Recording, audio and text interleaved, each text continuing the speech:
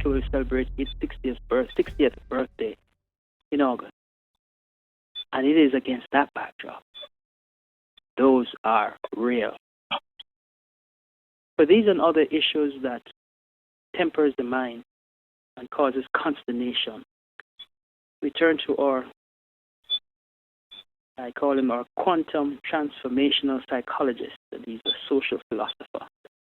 But in other parlance, he's a friend of ours, a noteworthy individual who represents us. We welcome Dr. Leahcim Semaj. I haven't heard from a long time, so we had to go look for him. This type of information we require his guidance. Good evening, sir. My brother and friend. Greetings.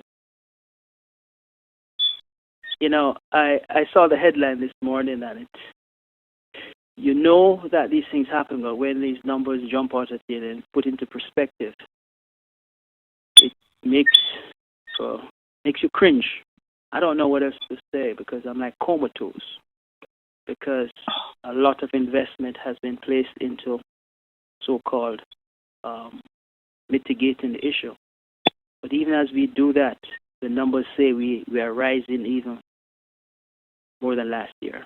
Absolutely. One of the things that when you see the numbers in front of you, it gives it stark reality and it makes it a lot more real. No, but there's another piece to it.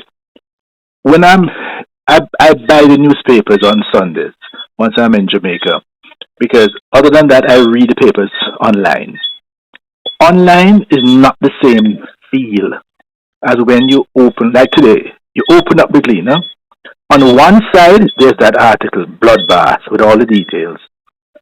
But right across from it is another full-page article about Kingsley Thomas. Bold, fearless, and unapologetic. Says Jamaica lacks leadership to make the U-turn after taking the wrong road. Now, I put the two pieces together.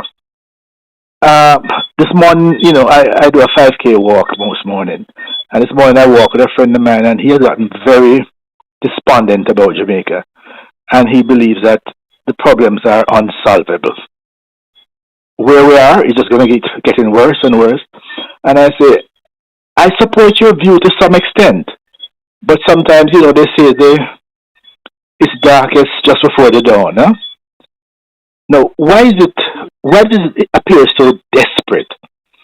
They are a significant minority who, with all what you just talked about, benefit from what is happening in Jamaica and what has happened over the last 30, 40, 50, 60 years. If you just take one, because the article pointed out one thing, the political conflict of the 70s and 80s set the agenda. But remember that the politics was not just in a vacuum. Two things. They are financiers who finance the political parties, correct? In return for spoils. They finance the politicians, they finance the campaign, and in return, they benefit significantly.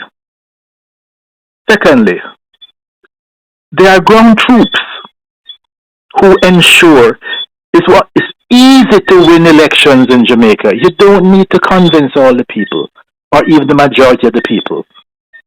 As you can see, the last election was won by 27% of the persons roughly voted on behalf of the party that won. Because when you extract the numbers who didn't vote at all, and then just from the minority, because to win an election in Jamaica, both major parties have garrisons, enclaves that they have created largely by violence, and many of them are maintained by violence, and many of them are the bed and the bedrock of the gang warfare and a lot of the murders that are taking place.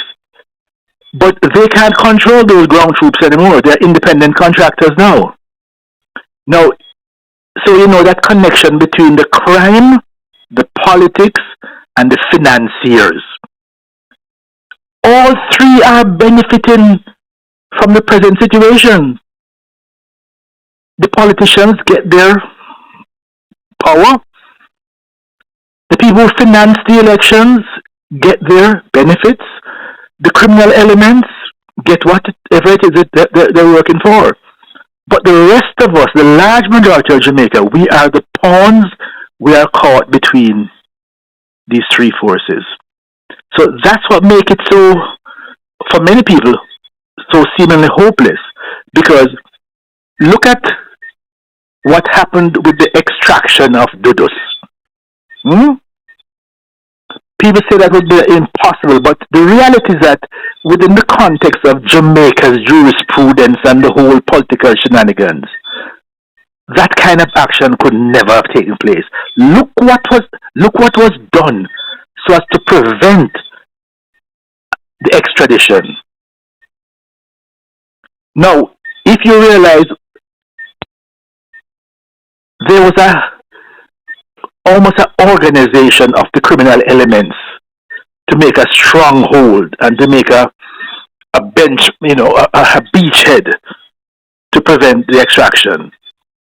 And shortly after that, and with that too, a denial by those in significant position of power. Absolutely, I can't recall.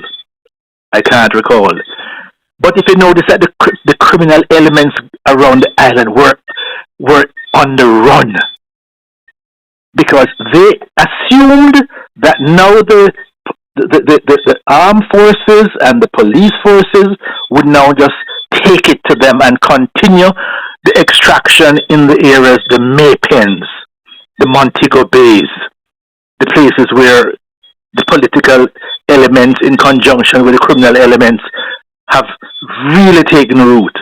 But then it was just stopped. And it's almost like, in Jamaica, there's almost a game. There's an area that's under serious gunfire. All right? Police and soldiers go in, whether you call it or not, but then after about 9 days, 9-day wonder, it's like you play a game, and you say, Cree, you say halftime. And then you return to your corners, only to continue again. And the same communities, year after year after year after year, are the bedrock of the crime and violence. So yes, the article points it out and call the numbers and point it, but I'm really not sure, who's going to build the cat, because there are too many significant minorities who benefit from the present situation. They make a lot of money. They have the power. They have the power of the state. And it will continue. So maybe the same way that external forces forced action regarding one individual who was very powerful and untouchable. Maybe something like that will happen again, because we have seen from time to time when the U.S. flexes its muscles, even in terms of something as simple as the kind of music that artists are producing, and just start to take away people's visas. That's probably Jamaica's most prized possession. All of a sudden, the music changed. Because if you're producing that type of music, the U.S. will just literally take away your visa. So maybe that's unfortunately what will have to happen. But Doc, when we look at the resources, and I even heard the minister indicated that when he was juxtaposing money spent on social intervention as opposed to policing, that if most of those monies were used on the policing side, I think that was even shared by top police brass, that they would have been able to do more. Think of what has been spent already. Is there value? Is value for the investment money being had? Because one would stop to say, but wait, if we're spending all of this and we still have the uptick taking place, then what is really going on here? Who's benefiting from the spend that we're having? Exactly. That's a real question, because what many people are saying, even in the same article, that when you clamp down on an area, what you do, you displace the violence producers and you displace the criminal elements to other communities, and they lie low for enough time, and then it continues. Because if at the end of it you heard that, well then, there were so many hundreds of weapons and ammunition uh, extracted, there were so many arrests and convictions. So we don't have the commensurate extraction of the weapons and ammunition. We don't have the commensurate arrest and conviction to go along with the spending. And let's add one more piece. The number we're hearing now is estimated that scamming is now bringing in over 1 billion US a year, 1 billion US a year into the underground economy. So whereas back in the 60s and 70s it says that gunmen got weapons from politicians, now they can buy their own. Now they can buy it by the dozen.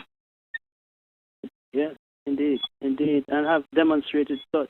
Let me ask you, with a few moments we have left, we saw recently where the state of emergency in St. Catherine, I think the 14 days has been expired. Yes.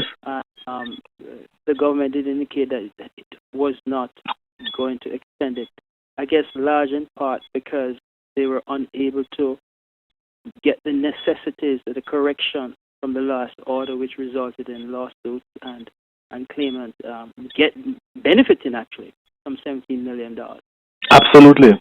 The hysteria and the excitement around that and all of that seems to have just faded into the fabric of another 9-day wonder.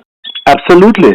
As I just said, I mean, you see, what they count as a victory, all right, during this time, the number of murders in this area were reduced. But it didn't mean it wasn't, it didn't shift to another area, and the individuals are still there with all their weapons and ammunition. So then, what's the real victory? What's the real victory? So, as I started, my brother, I really believe that there are significant minority and elements in the Jamaican society who presently benefit from the current, not even the current, from the situation over the last couple of years, decades. As we run up to 60, a significant juncture in our existence. We do have a lot to be grateful for, lots of sacrifices, and people have worked hard to do some good things for Jamaica. But we have also squandered many opportunities, left many low-hanging fruit, whilst at the same time found ways to continue to shoot ourselves in the leg, inhibiting us from 1, 2, 3, from winning. Share with us quickly. What does our people, looking back at 60 years and looking at what's happening now and look forward? For me, I celebrate the Jamaican spirit. And when you see the real potential of what it means to be a Jamaican, is when a Jamaican gets out from under these controlling forces within the geographical confines of Jamaica, how they excel. There's a wonderful line by the Vice President of America who sums it up as far as I'm concerned. Jamaica is a big country located on a little island. For me, in the same way that the essence of the concept of America, with all its flaws and all its flaws, is a great concept. The essence of a Jamaican, a person who can, despite the odds, take nothing and make it into something. That is what I celebrate. So can you imagine if these minority forces that are draining this nation of its potential, if and when we bring them under control, history tells us that maybe it's external intervention, that will do so because there are too many forces who are benefiting from the current. But the essence that the last 60 years we see the essence of the Jamaican spirit is an incredible force which is demonstrated globally, but work to be done right on the rock. Yes, yes. If we could just take that global impact and transform it to our respective avenues, lanes, and streets, what a difference. That's the work to be done. Yes. Dr. Leahcim Semaj, thank you very much, sir. Blessings to you, and keep on doing what you do. We have no choice. Can't turn back now. Take care, my brother. Okay. Dr.